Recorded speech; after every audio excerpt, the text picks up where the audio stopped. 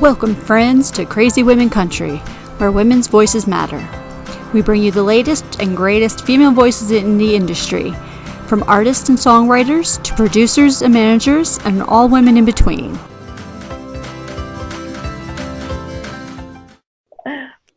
Welcome and hello, friends. We're Crazy Women Country, and this is Donna.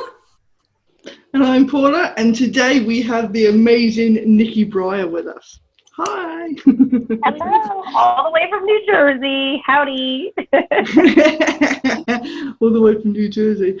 So Tell us, how have things been for you? What's been happening since quarantine, and what's new and things like that? Oh, well, since quarantine, I had put out a new single which is actually my 8th radio single in 11 years. So I was excited to actually kind of have that downtime to have like that quietness and actually write and produce and work on stuff. Because when you're on the road a lot and we do about 300 shows a year, like it's really hard to schedule songwriting sessions.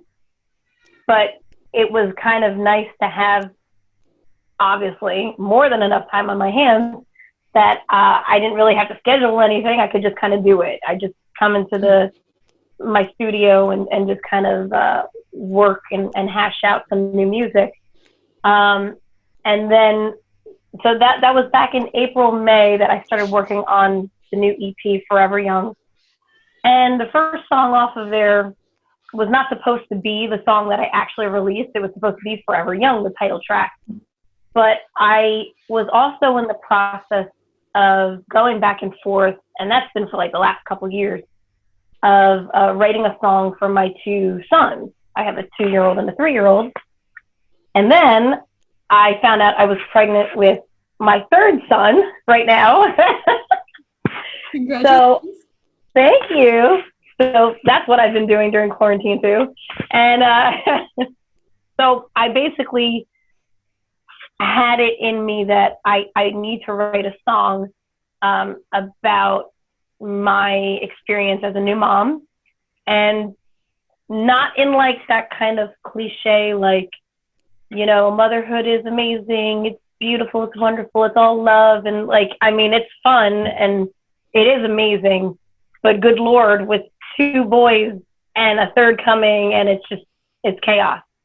So I wanted to write a song that really captured the real essence. I wrote it at 3:00 in the morning, and I think I finished it. About 5 in the morning, and because I have to only do anything when they're sleeping, and that's the only time I get any kind of work or anything done. So I wrote it straight through, and I was really happy with the way it came out. And it's funny because it was a work in progress for like 2 years. And then it just came to me. And I have done a series of concerts with Rodney Atkins. And I wanted to do something similar to his father and son, like Buckaroo, I'm Looking Up at You song. And it's really fun and like uplifting, and it shows the nice relationship between a father and a son, you know? So I wanted to kind of capture it in that way, in a fun way, not in a very serious way. So I was really happy with the way it came out, and I was not gonna put it out until later in like the fall, maybe even in the winter.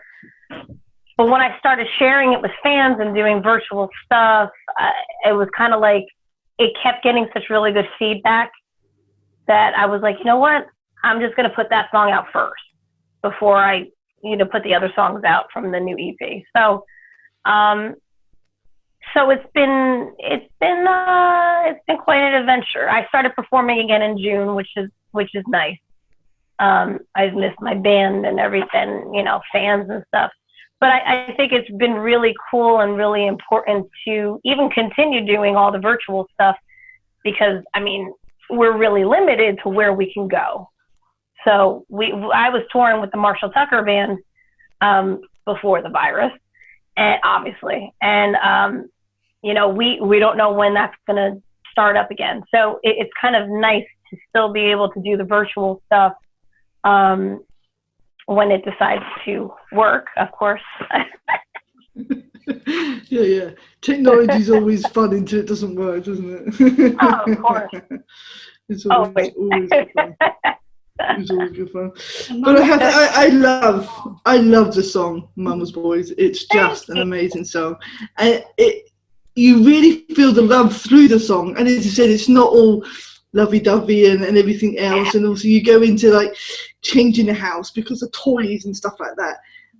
But you can really just feel it. I mean, even from someone who's not a mother, I've got fur babies, but you know, you can really feel the love through the song. You can really feel, you know, the emotion, everything. I love it. I absolutely love that song. I've played it to everybody.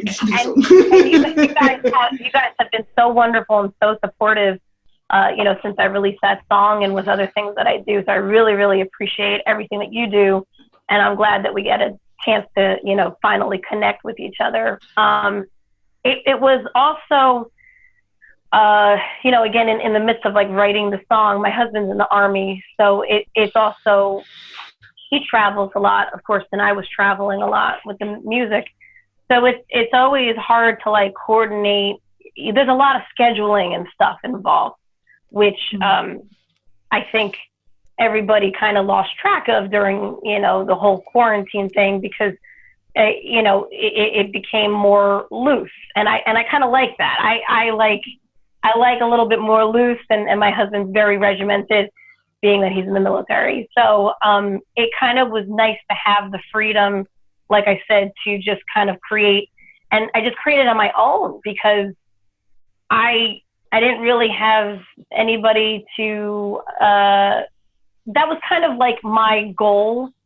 I wanted to write this EP by myself. I've written songs by myself, and then sometimes I'm like, some of the ones that I collaborate with are better. I just never really had like true confidence, even after doing this for 11 years, and like putting out a song that I wrote, not just the words, but the melody too.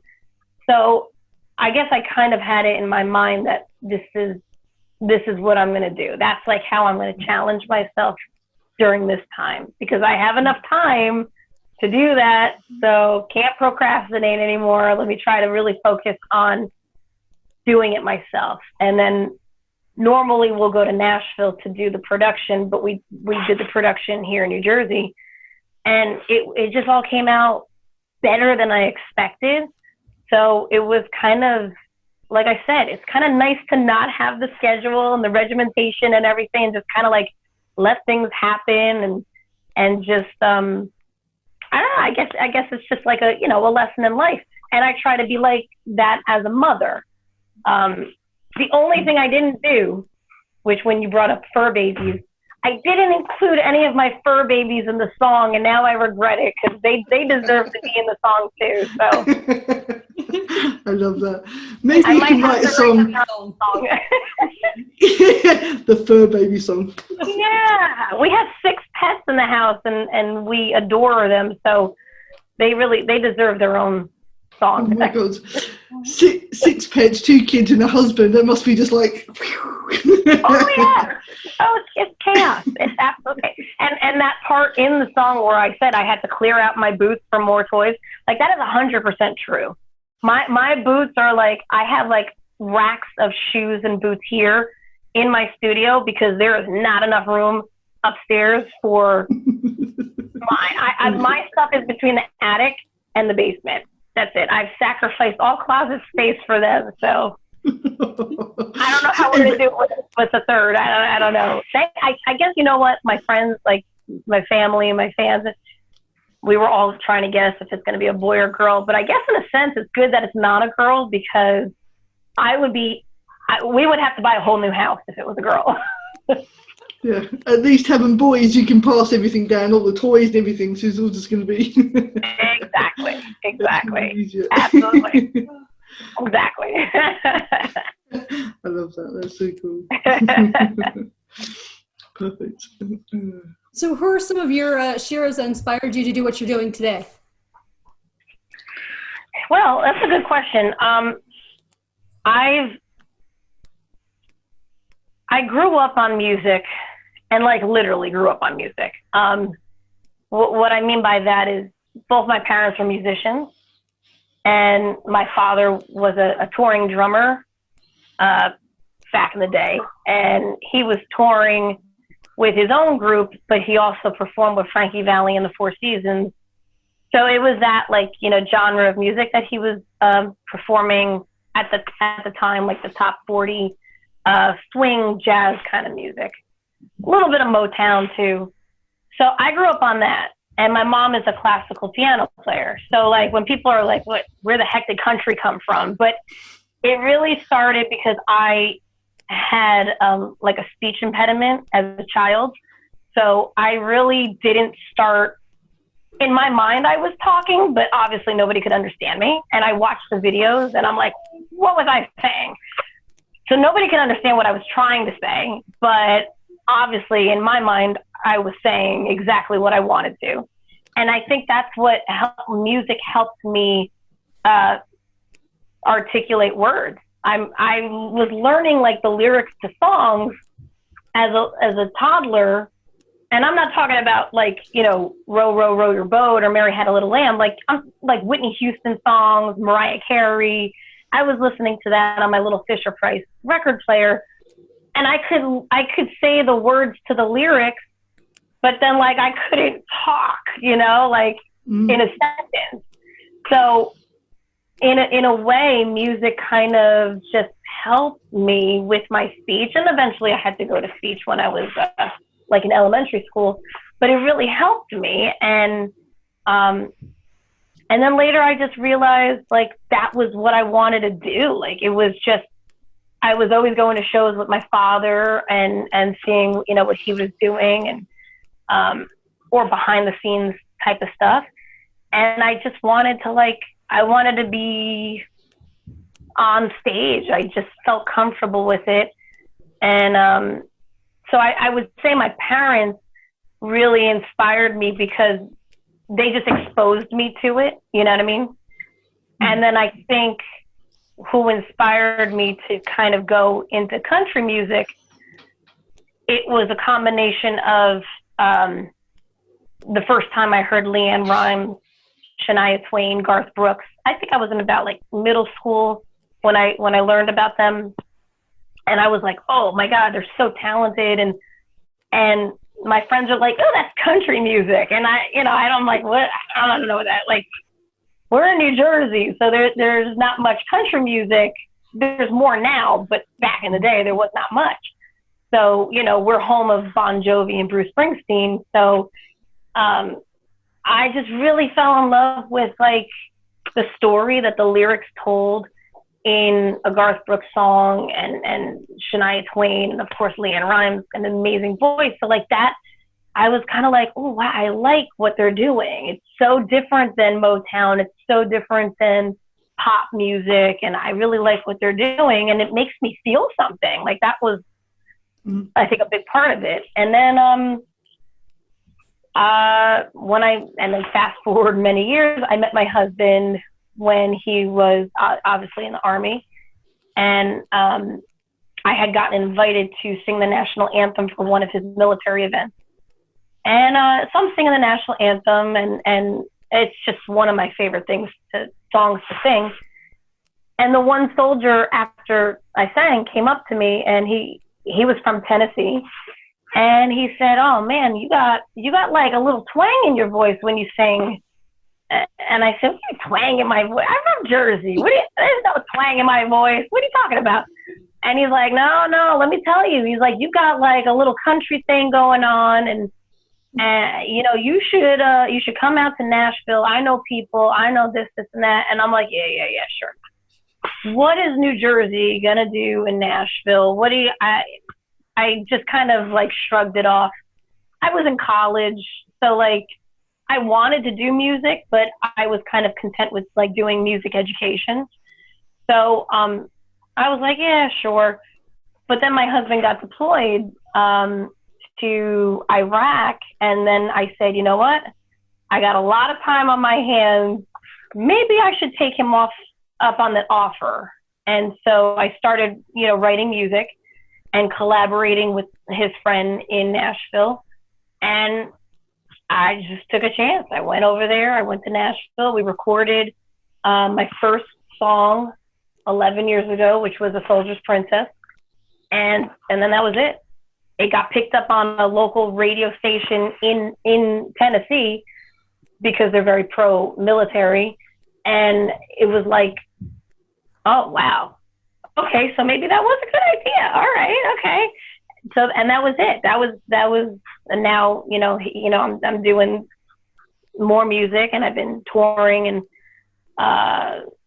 some good concerts and stuff. So it was it's a huge combination. It wasn't, unfortunately, a short answer, because it's like a combination of things that really got me to where I am. And, now with bringing our third son into the world, I've been really blessed to continue to do it, So even like, what was it? Like because my two sons are Irish twins. So I was pregnant, had the baby, and then pregnant like 3 months later. So I was performing all throughout the pregnancies. And my last performance was with Rodney Atkins and Jared Neiman. And they said I was 8.5 months. I gave myself like 4 weeks off, which my doctor was not happy with. And she said, Jared Neiman was looking at me, and I was very, very much pregnant, but my guitar could like hide it a little bit, very little.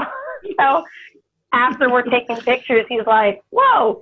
And I'm like, yeah. And he's like, are you, he was so kind. And do you need to sit down? Do you need to what, what can I do? And he's very pro Army. So we were talking about military stuff. And it was just a really nice, I guess I've had such a really good experience being welcomed into the country community, being that I'm from the New Jersey, New York area. Because like everybody's always warm and friendly. And I think that's what's nice about country music is the community is a big part of it too. So I want my sons, to see, okay, this is what mommy does. And, whether or not they do that, they go into the military, whatever they want to do when they grow up. But I want them to see that, it doesn't have to like stop. It doesn't, like, if this is your passion, you make it work.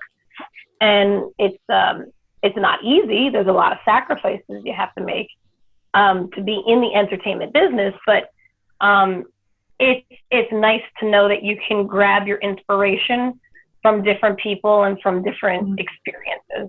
So absolutely. You make such a good point. I'm from Pennsylvania originally, so yes, I spent many summers in Jersey and New York and things like that. But yes, it is a total different when, again, the whole country music. Yes, it's very rare and far between to find those friends that like it. And yeah, I mean, now it's different, but yeah. So yeah, now it is different now. Yes, but because where I grew up and I still live in the same area within the same county, I'm literally like a half hour from New York City, and I'm like a half hour from the Jersey Shore. But I'm also like an hour from Pennsylvania, 2 hours from Delaware. So it's nice that like we're so centrally located, like, to other states that we're linked to, where country music is a little bit more prevalent and popular. But I mean, I only have, I think, two. When you turn on the radio, we have like 2 country radio stations that you can get in my area, So it's like, and I think that's probably as popular as it's ever gonna be. And that's why we've been very blessed to travel and tour outside of the area, you know what I mean? Because I think that that's probably really important to do to gain fans and to, get, more experience and stuff too. But everyone, when we've gone to, I remember when we were performing in West Virginia, and it was country, and they were like, but like a different kind of, like mountain country. It was different. And, they hear us talking about Jersey and stuff, and, where we're from. And I have my song Jersey Girl that I always perform, and that everybody says it. Everybody says it because they automatically know that I'm Italian. So they all automatically, okay, her name is Nikki. She's Italian. She's from Jersey. She's got to be the girl from the Jersey Shore. That's got to be like Snooki or something. Like that's all they relate it to. And I'm like, oh, that damn show. Yeah. I used to spend so many summers down there before that show started. My sister-in-law lives there, so yeah. Oh, yeah? Yep. Yeah, it's awesome. I love the Jersey Shore. That's one of the reasons why I could never leave Jersey, because I love the beach. But that's what you're like linked to. That's the the stigma that like, oh come on, you're not, but there's a lot of farmland in New Jersey. I didn't grow up on it, but there is a lot of farmland in Jersey. Oh.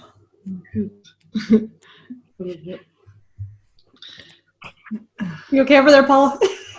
Yeah, I'm fine. I'm just listening. This is great. I love it. I'm a big talker. That's fine. That's great. Anytime. It's not a problem at all. I love it. I love hearing the stories, because obviously I don't know Jersey that well at all. I've been to New York, but that's about as good as it gets. Oh, okay. All right, awesome. We didn't go out of New York, and the only time we took a limo into New York, which was pretty cool. And then the cab drive home was actually to the airport was quite scary, because he took us through some really dodgy areas, and we're sat in the back of the cab thinking, oh, I'm gonna get home one piece. Oh, you see people walking around with little guns and graffiti everywhere, and we're like, oh my god, lock the doors, you know what I mean? I mean, obviously not the same. It was a trip to JFK, huh? Yeah. To JFK, it was like, where is he taking us, Jesus? But that's it. I mean, obviously I did all the tourist attractions there, but we didn't really go outside of New York much. So I mean, I've been all over the States, but obviously certain places we just haven't been myself. So it's and there was some really, it's really cool, because like, so there's one of the most popular country radio stations is in New York City, 94.7. And it's amazing, because you would think that since they're in New York City, you would think that it would be like a little bit bigger than what it is. We had so many cool venues in New York City, like between Times Square was one of the most popular ones, Opry City Stage, and then a couple of others that were like awesome, authentic country venues, and they all closed down. They're all gone. And it was heartbreaking, because we loved performing in the city, and they were like one of the few venues where there's certain venues in New York City where they say you're limited to how many people can attend, because some of them are the capacity is a little bit smaller, the real estate is smaller. I mean, it was just, you had everyone from Carrie Underwood performing there, and Luke Bryant, to us who are local. And after 9 months, they closed down, and we were so upset about it. And it was a big tourist attraction, but it just turned out that like anything in New York City is crazy expensive. So to take the building that they took and they renovated it to look like the Ryman in Tennessee, it's just, and then you're paying $30 for a cheeseburger. It's like, it's a tough sell. So it kind of stinks that like now with, the hopefulness that, things will, be going back to normal. But like everywhere that we've been performing in New Jersey, outside of New Jersey, we're doing more upstate New York stuff because, I mean, New York City, there's nothing as far as country music is concerned, which is kind of sad because there was. It just didn't last very long. So it's everything's changed, but I think that's what it comes down to even when it just comes to the entertainment business and it comes to even just live music. There were places that we played in Illinois and they're not there anymore. There were places that we played in Maryland and they're not there anymore. And they were all country concert venues and they, got shut down or whatever. So it's disheartening, especially like as an artist. But like I said, I'm passionate about music in general. So I'm just going to keep going and stay hopeful that, things will pick up again, and try my best to help that movement in that case. So I think that could be the future. I mean, there's a lot of places that just can't survive because of COVID and everything else. They've lost so much money that they just they've had to close down. I mean, hopefully, obviously, once maybe 2021 comes around and things start to pick up and, maybe they might start opening again. But, it's going to be very tentative for a while, even next year probably, on what's going to reopen, how things are going to survive and everything else. It's definitely a tough industry to be in at the moment. You pinpointed the fact that country does have its venues like that, and in some areas they are so far remote. Same with Florida. That's where I'm currently in. We have a couple small places that can hold a decent capacity, and we do get people, that are touring and stuff through here. But I mean, unless you're in the big cities, again, the one place is closed, and then they reopened under their new name, new management, everything else. But they've also had to diversify and do country and rock nights and oldies nights and to stay, lucrative. And this is even before COVID, but I think the constant change is something that everyone in the industry has to change with and find that level of, Oh, totally. Absolutely. Yeah. And then, because there was a lot of that struggle before the virus. And I think there was a lot of artists and there were quite a few friends of mine that are artists and they admitted to it. They jumped on the country bandwagon because it was the time. Like, so they might have been more into rock music or pop music, but they jumped into the country scene because they saw that that's where everybody else was going. But now what happens, just like anything else, it becomes too drawn out that like every place is trying to do it or every radio station is trying to do it. And now it's like, it's overkill. So like, I think that's where it kept going. It would get big, it would get small. And, I think the ones that kind of stick with it because, they're either authentic to it or not trying to go with the, what's hot in the moment type of thing. If you're truly passionate for that, those are the ones that kind of, stick around and try to keep it going and stuff.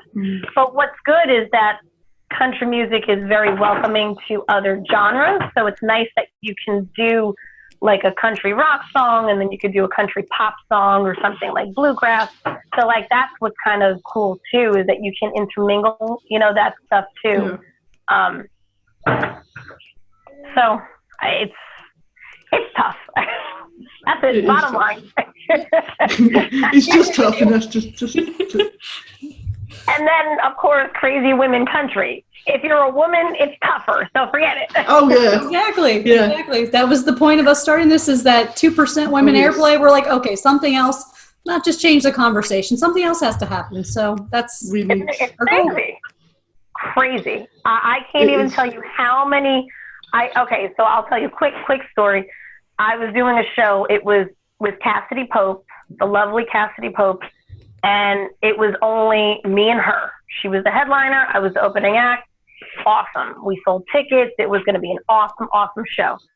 Literally 2 days before the show, they added not one, but 2 male acts to the show.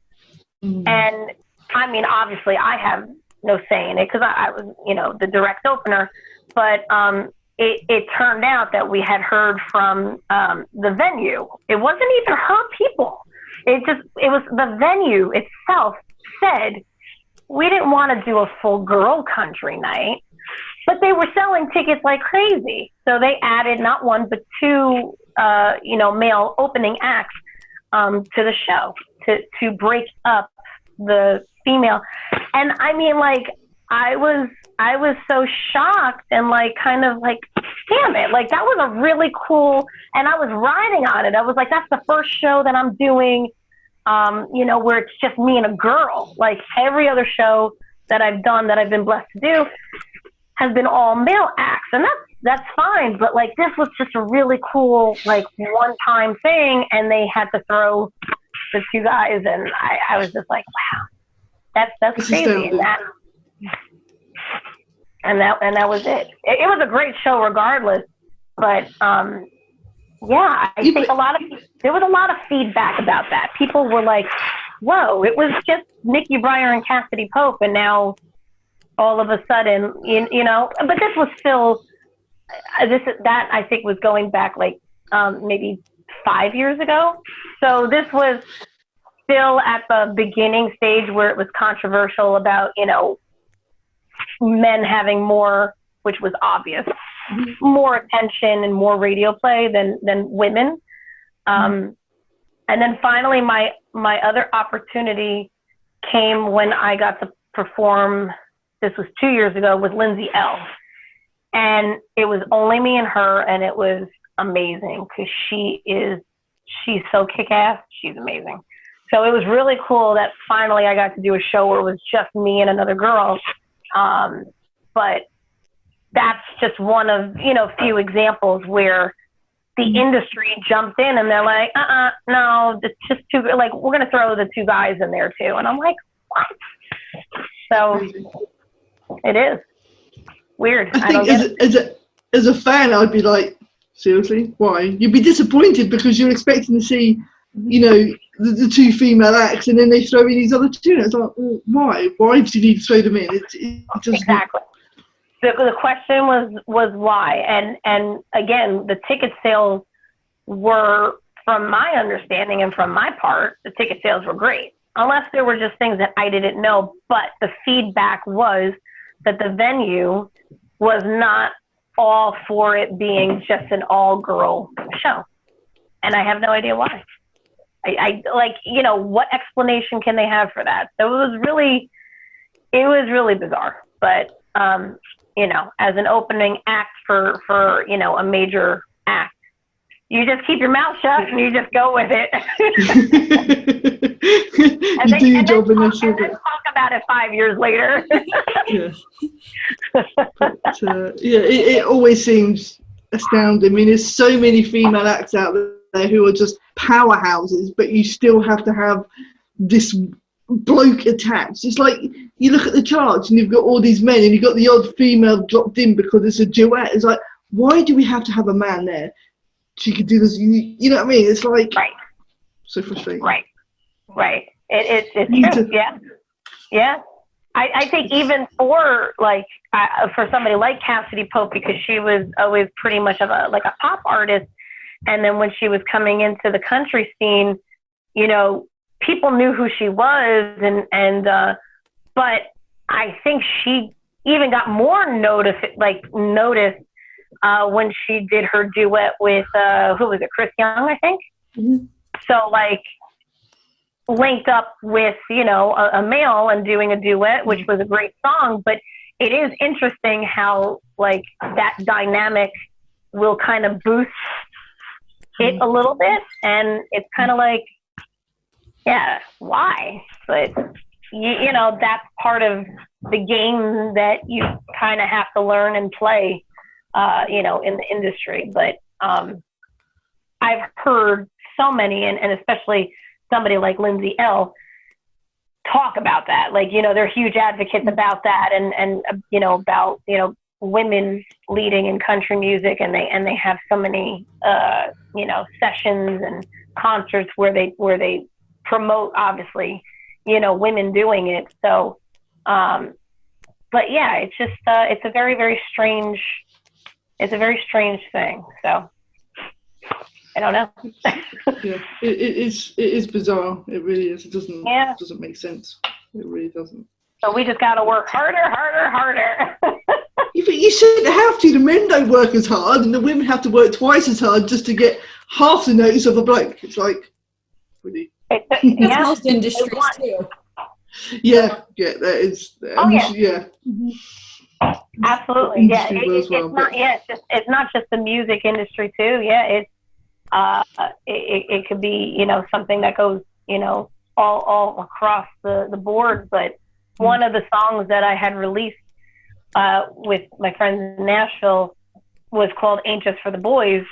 And it was kind of, not exactly a play on that, but it was kind of, and I always say there's so many songs about guys having a good time and going in their pickup trucks and picking up girls, and all the guys get to have fun, and they're hunting and they're fishing and they're doing all that. But how about the girls can do that stuff too and have a good time and all that? And I'll tell you, the best thing that I ever did in the profession of music was when we bought our pickup truck probably about 5 years ago, and it was for me, and it was for my band, for us, to tour and stuff. And it's a big extended cab truck that we put the big cap in the back, so when we tour, we have all the stuff and the equipment in it.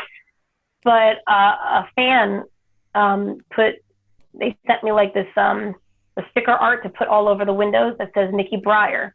So I was like, that for me was a big thing, because first of all, I'm from New Jersey, so there's no need for me to have a big truck like that.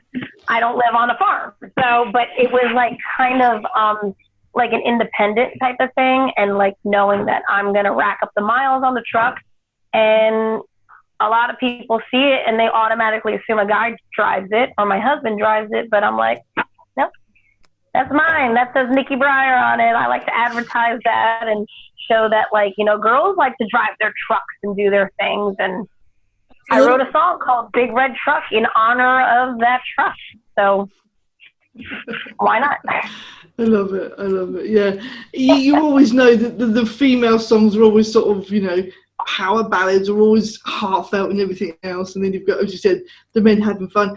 But then you have got Maddie and Tay. I mean, they've had some fantastic songs out, about hunting and fishing, and I think their first radio song hit it on the head to bash the guys and just say, look, we're tired, Oh yeah, Girl in a Country Song. That's right. Exactly. Yeah. That's the best video ever. That's fantastic. Yeah, yes, the video is just great it's just video. Amazing. Yeah. They are fantastic. Very, very good point. Yeah. I do love that. Yeah, that is great. That's so cool. Shall we get started with some quick fire questions? Sure. So, you're ready for this? This is the fun part. So, early bird or night owl? Chris Joby wants to say hi. Oh, puppy dog. Hello, Mama. Oh, look at the bell. I'm tired, Mama. I think when I told you that I wrote my song at 3 a.m, it's obvious that I've never been a morning person, and I think that once we started really going hardcore into performing, that was it. I was on a totally different schedule than the rest of the world, and I thought, how am I going to do this when I become a mom? But it actually works out better because, like I said, I get everything done, and I don't go to bed until about 3, 4 in the morning. That's just my body will not go to sleep until 3, 4 in the morning. And the babies wake up between 9:30. That's it. I'm the type of person that I could get 4 hours of sleep and I'm good. I don't know if that's healthy. It's probably not healthy, but I guess that's just how it works. And I don't know. Music definitely screwed up my sleeping schedule. I love that. Beach and countryside. Beach or countryside, sorry. Oh, beach. Beach. I knew that was coming. Favorite season? You know, that changed. I actually just said it to my mom today that fall is now my favorite season. It's always been summer, but and again, maybe it's changed because of having kids. There's so many fun things you could do in the summer too, but after a while it's like, okay, how many times can you go to the beach? How many times can you, go out for ice cream and all that? I like that fall comes with a huge theme and the colors, and I love boots. So that's perfect. Your biggest fear? Oh my God, my biggest fear.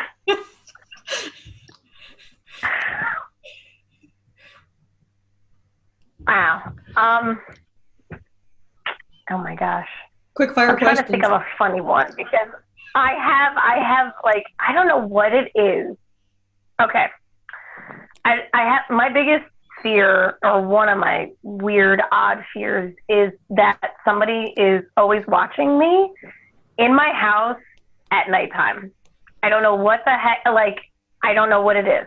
So, but this has been happening like ever since I was like back living with my parents.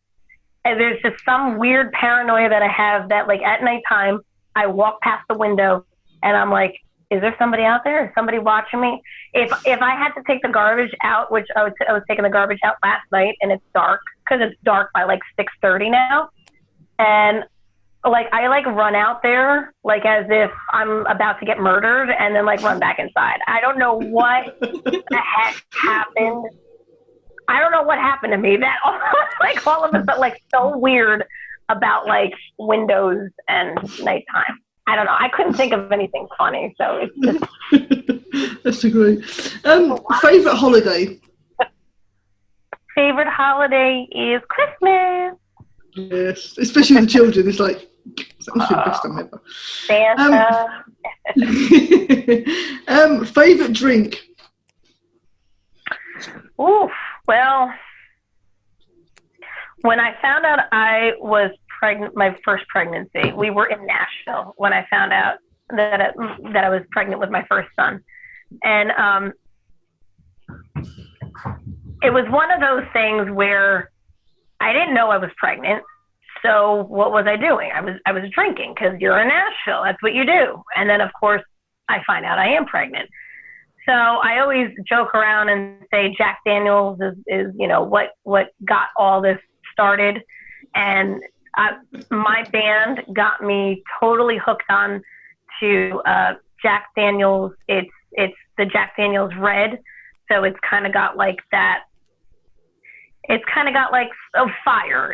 It's Jack Daniels Fire, yeah. So it's like it's got that licorice or whatever. Yeah, it's got something else. I can't remember what it is now, but I've got a bottle at home. It's amazing stuff. But yeah, it's got something else mixed in the bottle, and it's just amazing. Yeah, so that's good. But I also do like Jack Daniels, the Honey Jack, because when I'm in between like singing and stuff, and a lot of people like to buy the band drinks or whatever, I always turn to that, because the honey actually is, good. It's good for your throat. So it's like, yeah, just put some liquor in it. So why not? It's my throat. It helps. See, why not? you're still being sociable. You still got the Jack, and you're still looking after your voice. I mean, what more can you ask for? See? Exactly. I love that. That's the best. Oh, look at the papa. Oh, He's so sweetie. gorgeous. So He's a sweetie.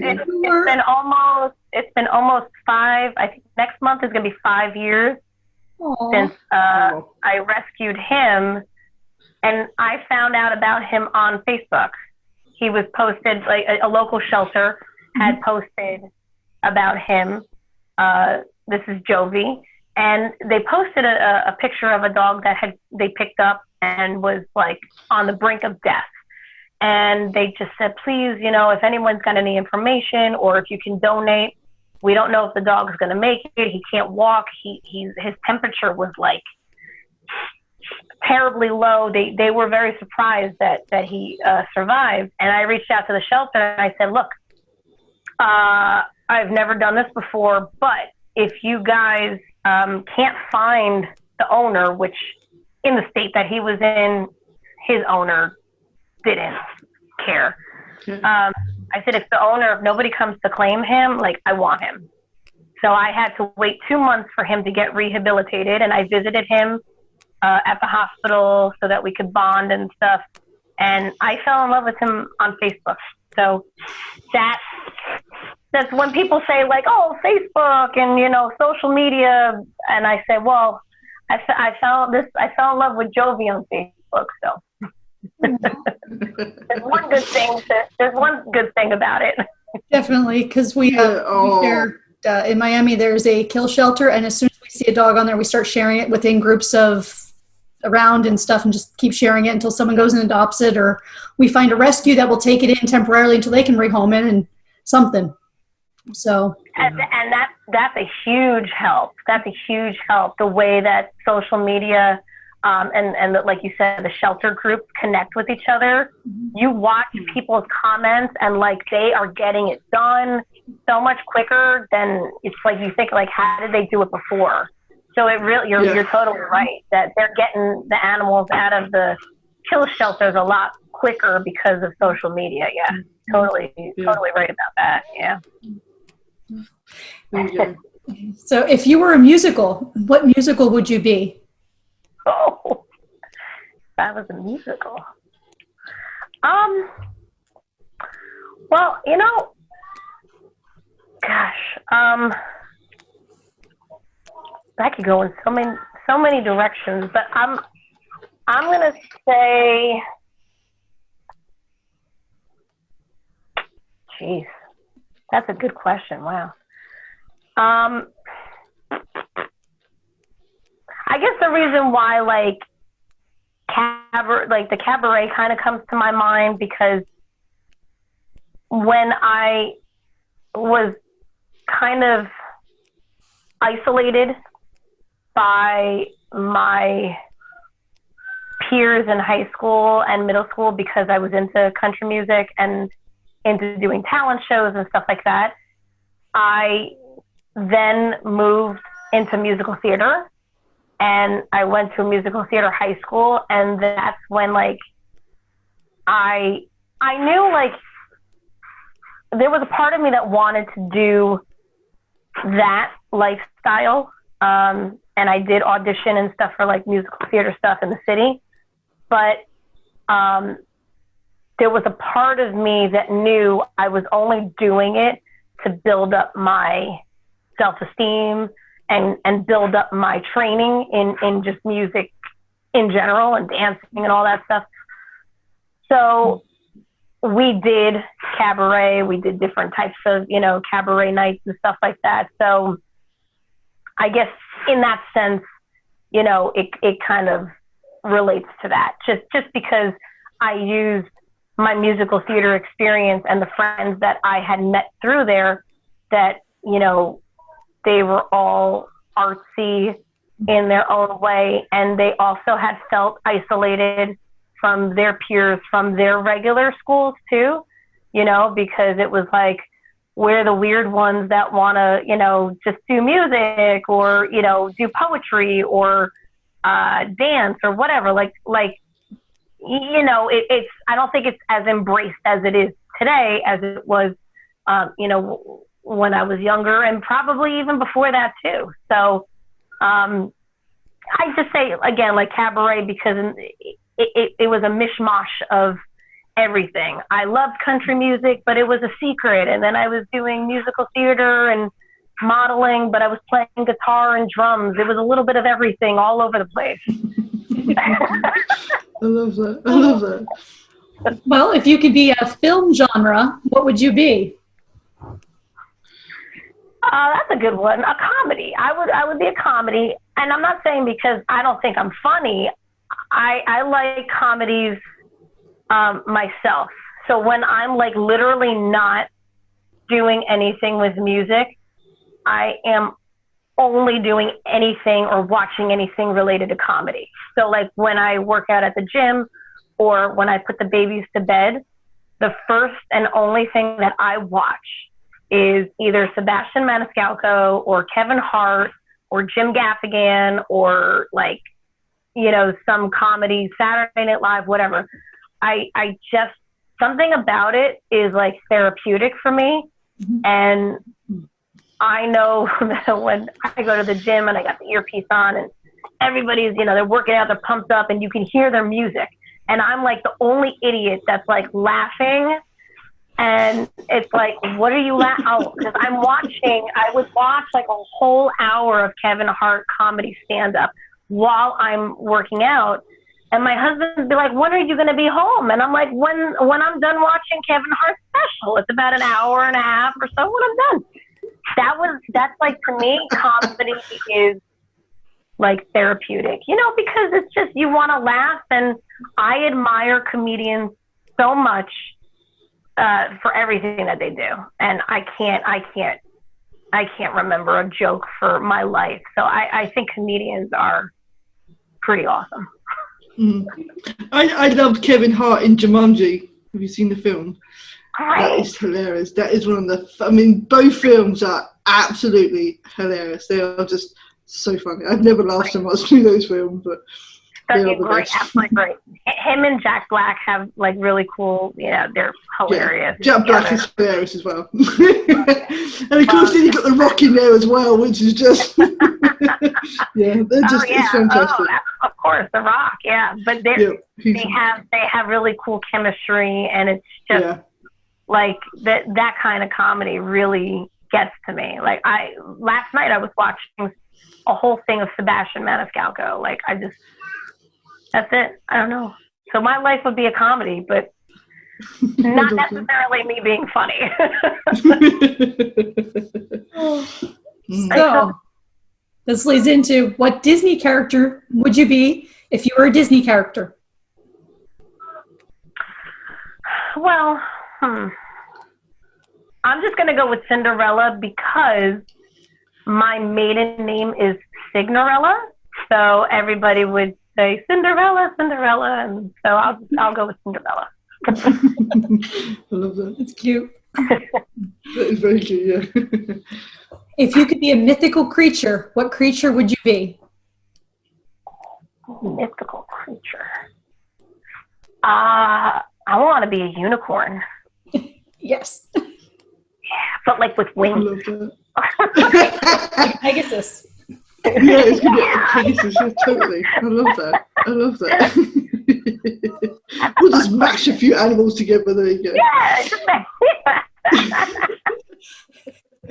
Oh. I love that. And if you had a superpower, what superpower would you want and why? Well, if I had a superpower, well, if I had a superpower, I would love to be able to, if this makes any sense, I would love to, I just feel like time goes too quick. And I would love if there was a way or a superpower to just like find a way to like freeze time, just like enjoy a moment a little bit longer, or like, you know, if you know something ahead that lies ahead that's not going to be good, you know, it's just kind of like that anticipation. Like if you could just freeze time for a little bit and enjoy something a little bit longer, because I just think that time goes by way too quick, and that's probably because, you know, life is just busy, and you know, you're constantly going in motions and stuff, especially in the New York, New Jersey area. Jesus, like if you ever drove in this area, it's like you can't get somewhere fast enough. So Yep. I really would love for there to be a way to just like, you just slow down, or, you know, if that could ever be a superpower, I would love to be able to stop time for a little bit. That sounds amazing. That's definitely a cool one. That is a good one. I like that. And that's a different one. Nobody has said they wanted to stop time, so at least we've had some different. Okay, good. Okay, now this is the most important question. Important question. Okay. Who is your favourite Crazy Women Country host? Oh, come on.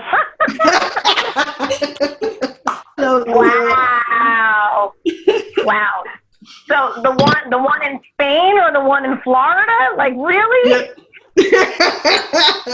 I love it. Love it. You're in two of my favorite places anyway. I mean, I love Florida, and Spain is beautiful. So, I mean, geez, you guys are equal in the love. Thank you. I've just noticed when your dog looks in the camera, he looks like he's smiling because you can see his front teeth. Look, see? He looked in the camera earlier and I thought, he's smiling. He's like, his little front teeth are just showing. Yeah, exactly. Yeah, he's got the teeth that stick right out. Yeah, you should It's do so it. cute. He's going to the groomer tomorrow. You're going to go to the groomer tomorrow. Yeah, you're going to get a bath. Oh. He's so cute. He's just adorable. Look at him. Oh. Thanks. See that? He's smiling. He's like. He's my little shadow. It's and that's like what's amazing too. Like, kind of like what you were saying about how amazing like social media is and networking, especially for helping animals. How else are animals able to communicate that they need help? And I think it's been so wonderful. He is, and you hear those stories like, where an animal was rescued and they just are forever like, grateful. Like they know we came from a bad situation. They know, what the deal is and how they were rescued. But I mean, having them in your life, it's just life changing. So I think, and our 5 cats are rescues too. And I said this to my husband the other day. I knew that when we had kids, because we had been married for 8 years before we had kids, and I had always said to him, I said, I want my kids to grow up with animals because I think that really builds every child's character just the same way with, growing up with music. It has nothing to do with them becoming a musician, whatever. It's just, I think music, I think animals, I think it really ties into their character. It teaches them how to be gentle. It teaches them how to care for something other than themselves. So I could not be happier with how our 2 and our 3-year-old treat them. And then it saddens me when you hear, that other kids are not exposed to it, so therefore they don't know how to act around them, or maybe they're too rough with them or whatever. So I just think it's an amazing relationship that you build up, with animals. And basically I want to own a farm. I'm ready for a farm. See the country girl in her's coming out. The country girl in her's coming out. Yes, I'm ready for a farm, but all the animals are going to be mine, and that's it. And nobody else's. They all belong to me. See, that would be me. No, nothing will go to market. It all will just live until it dies, and that'll be it. That's it. They're all mine. Oh, look at him. He's so gorgeous. Yes, you are. He's gorgeous. He's just amazing. He's just adorable. He really is. Thank you. We should just do a show with the dog. Exactly. That's what I'm saying. He needs his own. He needs his own song and everything. So our cat, we just rescued a cat. Just about a year ago, I was driving home from a show, and it's one of those things where it's like you have a feeling that something's going to happen, but you just don't know if it's really going to happen. And I knew 3 o'clock in the morning, driving home from my show, something inside me said, there's going to be an animal. I don't know what it's going to be, but there's going to be an animal that jumps right in front of the truck. And sure enough, it was a kitten. It was a 4-week-old kitten that jumped right in front of my truck. Thank God it was 3 a.m, so nobody was anywhere in sight. And I just jumped right out and I grabbed him, and he's been ours ever since. But like, it's just so weird how like I just knew something, you know, like when it's just really, really quiet and dark, it's kind of like, you know, a deer is going to come out, you know, something's going to come out. It was a cat. Oh. Well, he jumped out in front of the right truck because obviously now he's got an amazing home. So. God, that's exactly what I said. I said, well, thank God. And now he has his own Instagram page, Brody. I love it. Yeah, I love that when they have animals, you know, have their own social media. I waited for the 6 dogs because it was too much to do them individually. Yeah. That's what Exactly. Can you imagine trying to keep up with every page? Oh my God, you'd just be a nightmare. I can barely keep up with my own. I know. Yeah. Exactly. Yeah. That's so funny. That is so funny. Perfect. Oh, that's just amazing. Oh, look at him. Just kidnapping. You can come over to me. Come and see me in Spain. Yes. Oh, yeah. You want to take a trip to Spain? You want to take a trip? Loads and loads of area to run around and do crazy stuff in. Oh, yeah. There you go. How about True. He's just gorgeous. He really is. That's another mommy's boy right here. Oh, another mama's boy. Another mama's boy.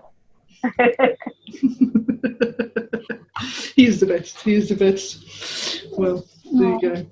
Yeah. So this has been fun. It's been really, really nice to finally meet you. It's been absolutely amazing. We do keep. I must admit, I keep an eye out every time you post anything. I'm there. So yeah, it's been really, really good. So yeah, you guys are wonderful with that. I really, really appreciate it. And again, sorry about. I think the first time we scheduled, I got sick or something, right? Wasn't it? I think I messaged you. Yeah. Little one was playing up. No, that's fine. That's why I was certain that this was going to be a girl because I felt so sick in the beginning of the pregnancy, and it was so different. I was like, it's a girl. I feel so sick. She's killing me. She's going to ruin my life. This is it. It's just another boy. It's going to be, you can imagine, you're going to have 3 boys running around. It's going to be interesting. It really is. So when is this little one due? He's due March 20th. March 20th. Okay. Yeah. Fantastic. Yeah. So we'll see if he comes on time or if he comes a little early. But yeah, we got about 5 months to go. So 5 months. Wow. That will fly by because you've got Christmas, you've got Halloween, you've got everything in the middle of it all. So before you know it, it'll be in March and it'll be like. And we're performing. I made my last show is like the first week of February. So and so I could give myself a couple of like weeks to just kind of hang out and stuff. But we're booked all the way up until then. So I think that's why also time goes by so quick because just like with you're scheduling things with interviews and stuff. So like you're always anticipating what's going to happen tomorrow, what's going to happen next week. Yeah. So it's all that pre-planning that makes time go by a lot quicker because you're constantly living the future. Yeah. It's like you get to the weekend and it's planned. Who have we got next week? Let's get these sorted out. You get through the interviews and you're back to doing it all again. So it's like just disappear.